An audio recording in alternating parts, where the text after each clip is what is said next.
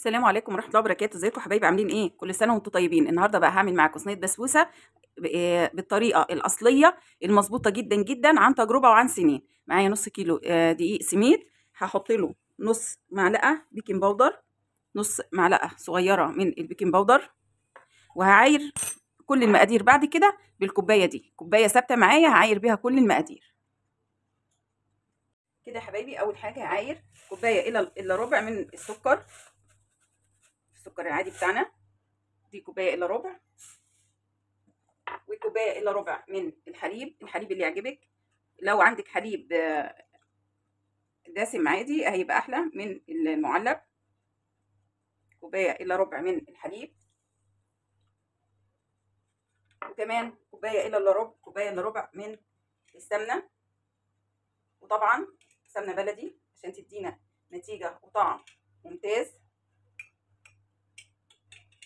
وهي السمنه هنا معايا بدرجه حراره الغرفه، كوبايه الا ربع هنزل بيها.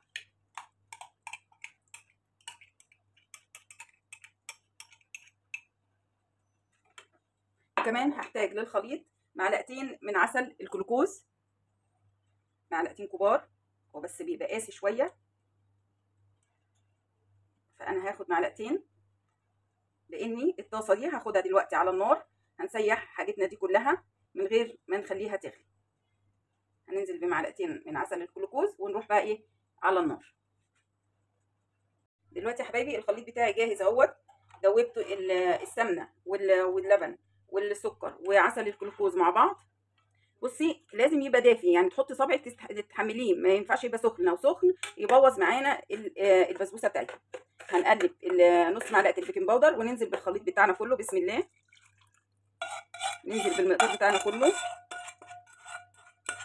وما تبالغيش في التقليب، البسبوسه ما بتحبش التقليب، يعني يا دوبك بس المكونات بتاعتي تختلط مع بعض كويس كده يبقى خلاص.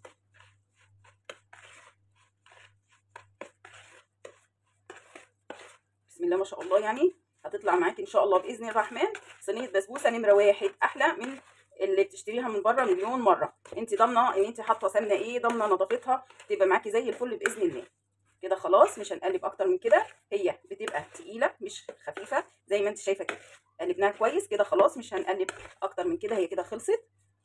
ندهن الصينيه بتاعتنا ونحط فيها البسبوسه. كده يا حبايبي دهنا الصينيه بتاعتنا دهنه سمنه محترمه. هننزل بالبسبوسه بتاعي على درجه حراره 200، هدخلها رف اوسط لغايه ما وشها يبدا ايه يحمر. هساوي بقى الصينيه بتاعتي وادخلها الفرن. الكوبايه المعياريه اللي عايرت بيها كل مكوناتي هعاير فيها ايه، كوبايتين ونص من السكر مع كوبايتين ونص من الميه علشان اعمل الشربات بتاعي او العسل بتاع البسبوسه. عسل البسبوسه يا حبايبي بيبقى خفيف، الميه قد السكر.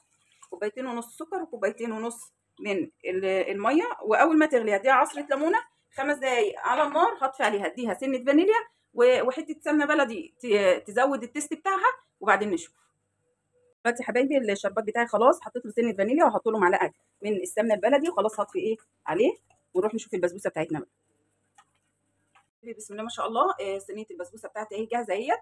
هدخلها بقى الفرن، انا زوقتها بانصاص من اللوز والبندق، هدخلها فرن سخن على درجه حراره 200 ونشوفها مع بعض. يا حبايبي ما شاء الله تبارك الرحمن، شايفين لون البسبوسه بقى ممتاز جدا كده، حلوه قوي. هخرجها بقى انا في اخر 5 دقائق ولعت الشوايه. حبايبي البسبوسه سخنه والشربات بتاعي سخن، بسم الله. واسقي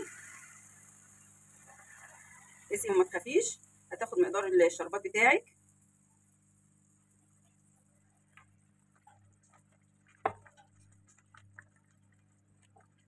سيبها بقى هتشرب الشربات بتاعها كله، ويبقى كده صينيه البسبوسه زي الفل معانا. بسم الله ما شاء الله تبارك الرحمن، شايفين البسبوسه بتاعتنا جميله جميله جميله جميله. هقطعها بقى واوريكم ايه قد ايه مرمله وجميله.